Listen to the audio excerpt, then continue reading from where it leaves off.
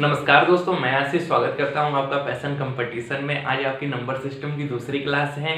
इसके पहले वाले वीडियो में हमने डिस्कस किया था आपसे नंबर सिस्टम में प्राकृतिक संख्या, पूर्णांक संख्या, पूर्ण संख्या और परिमेय संख्या तथा अभाज्य संख्याओं के बारे में। आज हम लोग डिस्कस करेंगे सम संख्या, विषम संख्या तथा अनुवर्ती संख्या, पूर्ववर्ती संख्या और आरोही और अवरोही क्रम के बारे में डिस्कस करेंगे। इसके साथ ही हम लोग प्रीवियस ईयर के क्वेश्चंस को भी डिस्कस करेंगे। ठीक है दोस्तों, तो आइए स्टार्ट करते हैं आज के क्लास को। आपका पहला टॉपिक है कि सम संख्या। सम संख्या क्या होती है? सम संख्या को हम इंग्लिश में इवन नंबर भी कहते हैं। ठीक है, वे सभी पूर्णांक संख्याएं जो 2 से पूर्णतया विभाजित हो जाती हैं सम संख्याएं कहलाती हैं। यदि इकाई का अंक 0, 2, 4, 6 या 8 है तो संख्या सम संख्या है। ठीक है, क्या यदि इकाई पे आपको 0, 2, 4, 6 या 8 दिख जाए तो इससे भी आप पता लगा लेंगे कि वह संख्या क्या है, सम संख्या है। आपको 2 से भाग देने की जरूरत भी नहीं पड़ेगी। जैसे एग्जांपल के तौर पे देख लेते हैं, यहाँ पर उदाहरण जैसे 4, 7, 7, 8। ठीक है, या तो आप 2 से डिवाइड करवाइए। 2 से जब डिवाइड करवाएंगे तो 2 दूना 4, 2 3 6, 2 8 16, 2 8 16 यानी कि पूरा कड़ी आ रहा है, शेषफल 0 आ रहा है। तो यानी कि यह संख्या क्या है, 2 से भाज्य है। या फिर आप डायरेक्ट इसके इकाई का अंक, इकाई पे क्या है 8 है। ठीक है, और देखिए 8 क्या है, 2 से पूरा कड़ी आएगा यानी कि ये पूरी संख्या ही क्या हो जाएगी, 2 से विभाजित हो जाएगी। ऐसे इसमें देखिए इकाई के अंक पर 0 है, इकाई के अंक पे 0 है यानी कि यह संख्या क्या है, 2 से कड़ी आएगी यानी कि यह संख्या सम संख्या है।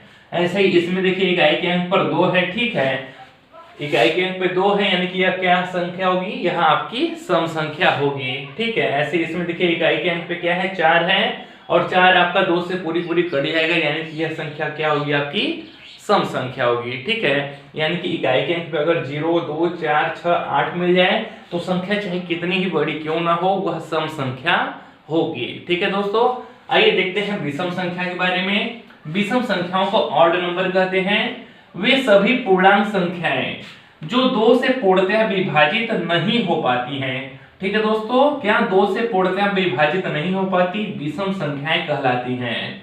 यदि इकाई का अंक 1, 3, 5, 7 या फिर 9 हो तो वह संख्या विषम संख्या कहलाती है। जैसे उदाहरण के तौर पर यहाँ देख लीजिए, यह संख्या क्या है, 8, 7, 2, 9 और इसका इकाई का अंक 9 है। इकाई के अंक पे आपको 9 मिल गया यानी कि यह संख्या क्या होगी, विषम संख्या होगी।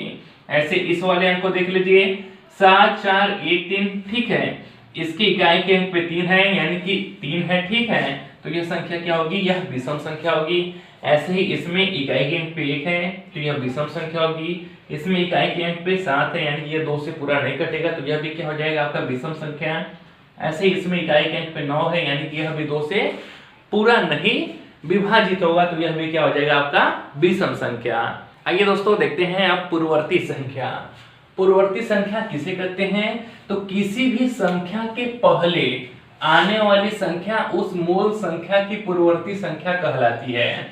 ठीक है, अगर कोई भी संख्या दे दी गई हमें, मान लीजिए यहाँ पर 8 दे दिया गया है तो यह हमारा क्या हो गया, मूल संख्या हो गया। और मूल संख्या के पहले आने वाली संख्या, तो 8 के पहले क्या आती है, आपकी 7। तो यह क्या होगी, 8 की पूर्ववर्ती संख्या कहलाएगी। ठीक है, यही कह रहा है कि किसी भी संख्या के पहले आने वाली संख्या उस मूल संख्या की पूर्ववर्ती संख्या कहलाएगी। तो अगर मान लीजिए मूल संख्या हमारी 8 है तो उसके पहले कौन आएगा, 7 आएगा तो 7 क्या हो जाएगी, हमारी पूर्ववर्ती संख्या होगी। या फिर मूल संख्या में से 1 घटाकर हम पूर्ववर्ती संख्या ज्ञात करते हैं। ठीक है, जैसे मान लीजिए अगर हमारा मूल संख्या कितना है, 8 है तो इसमें से 1 माइनस कर दीजिए। 1 माइनस करेंगे तो कितना आ जाएगा, 8 में से 1 घटाइए तो कितना आ जाएगा, 7। तो 7 हमारा क्या आ जाएगा, पूर्ववर्ती संख्या आ जाएगा। आप ऐसे भी पूर्ववर्ती संख्या ज्ञात कर सकते हैं। जैसे यहाँ पर आपसे पूछ दिया है कि 916 की पूर्ववर्ती संख्या क्या होगी, तो 916 की पूर्ववर्ती संख्या क्या होगी, 916 लिख लीजिए और इसमें से -1 कर दीजिए तो कितना आ जाएगा, आपका 915। ठीक है, तो 915 क्या हो जाएगा, हमारा पूर्ववर्ती संख्या हो जाएगा किसकी, 916 की। अब आइए देखते हैं परवर्ती संख्या। परवर्ती संख्या को सक्सेसर नंबर भी कहते हैं इंग्लिश में। किसी भी संख्या के बाद में आने वाली संख्या उस मूल संख्या की परवर्ती संख्या कहलाती है। ठीक है, परिवर्ती संख्या क्या होती है? किसी भी संख्या के बाद में आने वाली संख्या। अगर यहाँ पर हमें मान लीजिए 8 दे दिया गया है तो 8 के बाद क्या आएगा? वो आएगा आपका 9। तो 9 क्या होगा? 8 का परिवर्ती संख्या होगा। जैसे और इसमें गणना करने के लिए क्या करते हैं? हम एक जोड़ देते हैं, जो संख्या दी रहती है उसमें एक जोड़ देंगे तो हमारा क्या आ जाएगा? परिवर्ती संख्या आ जाएगा। ठीक है, जैसे 916 की परिवर्ती संख्या पूछ रहे हैं तो 916 की परिवर्ती संख्या क्या हो जाएगा?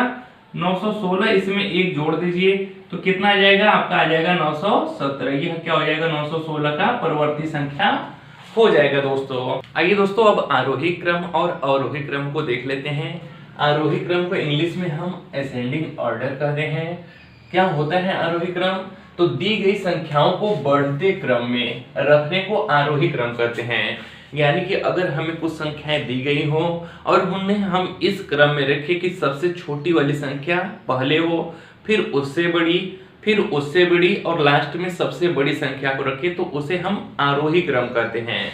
जैसे मान लीजिए यहाँ पर हमें दिए हैं 510, 515, 615, 430 और 415 और हमें इसमें किसमें रखना है? आरोही क्रम में। तो सबसे पहले हम इसमें खोजेंगे कि सबसे छोटी संख्या कौन सी है। तो देखिए इनमें से सबसे छोटी संख्या कौन सी है? वह है आपका 415। तो सबसे पहले हम 415 को रख देंगे। ठीक है दोस्तों, किसको? 415 को। फिर 415 से बड़ी कौन सी है? तो वह है आपकी 430। तो फिर 430 को रख देंगे। फिर उससे बड़ी कौन है? फिर 430 से बड़ी आपकी 510 है। फिर 510 से बड़ी कौन है? फिर 515 है। और फिर 515 से बड़ी कौन है? वह है आपका 615। तो यहाँ पर देखिए यह सबसे छोटी संख्या और यह सबसे बड़ी संख्या, इस क्रम में रखने को ही हम लोग क्या कहते हैं? इसे आरोही क्रम कहते हैं। ठीक है, यह क्या हो गया? आरोही क्रम में रखा गया। अब आइए देख लेते हैं कि अवरोही क्रम क्या होता है। तो अवरोही क्रम को डिसेंडिंग ऑर्डर कहते हैं। ठीक है, दी गई संख्याओं को घटते क्रम में रखने को अवरोही क्रम कहते हैं। यानी कि हमें कुछ संख्याएं दी गई हैं और उनको क्या करें? हम घटते हुए क्रम में रख दे। सबसे बड़ी संख्या को पहले, फिर उससे छोटी संख्या को, फिर उससे छोटी संख्या को। तो जैसे यहाँ पर देखिए एग्जांपल दिया है 315, 310, 410, 420। हमें इसे क्या करना है? अवरोही क्रम में रखना है। तो सबसे पहले हम सबसे बड़ी संख्या को लिखेंगे। तो इन चारों में सबसे बड़ी कौन सी है? वह है आपका 420। तो 420 को सबसे पहले लिख लेते हैं। फिर 420 से छोटी कौन सी है? छोटी तो तीनों है, लेकिन जो उसके अप्रोक्सीमेट लमसम में हो। तो 420 से छोटी कौन सी है? वह है 410। फिर 410 से छोटा कौन सा है? वह है आपका 315। और फिर 315 से छोटा कौन सा है? वह है 310। यानी कि सबसे बड़ा कौन सा है? 420 है और सबसे छोटा कौन सा है? वह 310 है। ठीक है, तो इस प्रकार के क्रम को क्या कहते हैं? हम अवरोही क्रम कहते हैं। ठीक है दोस्तों, अब आरोही और अवरोही क्रम को पढ़ लिया तथा प्राकृतिक संख्या, पूर्णांक संख्याएं, पूर्ण संख्याएं, अपरिमेय संख्याएं, परिमेय संख्याएं, सम संख्याएं, विषम संख्याएं सबके बारे में पढ़ लिया। अब हम लोग नेक्स्ट वीडियो में इन सभी टॉपिक से जितने भी प्रीवियस ईयर के क्वेश्चंस पूछे गए हैं उनको डिस्कस करेंगे। फिर आप चैनल पर नए हो तो चैनल को जरूर से सब्सक्राइब कर ले और ज्यादा से ज्यादा दोस्तों को शेयर करें जो भी यूपी टेट की तैयारी कर रहे हो। ठीक है दोस्तों, मिलते हैं नेक्स्ट वीडियो में।